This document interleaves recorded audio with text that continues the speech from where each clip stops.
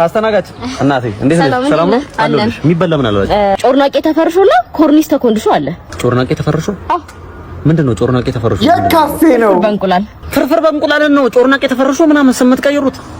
በቃ ፍርፍር በእንቁላል ብላችሁ አታመጡም እንዴ? እሱን አምጪልኝ።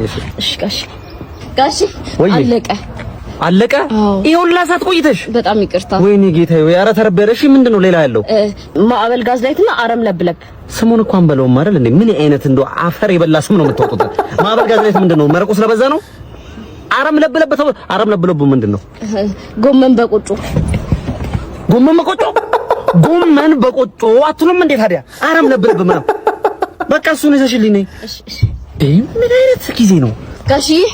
እሱ የለም ምግቡ ሴታል አልቋል አሉኝ። ይሄው ላሳት ነው አንጀት ተጣቋል ማለት ነው። ምንም የለም። አንድ ምግብ እንኳን የለም። አንድ ምግብ አለ። ምንድነው ያለው? አረንጓዴ ጨቅጨቅ አንጨቃጭቃት የላችሁም? እንኳን የለም።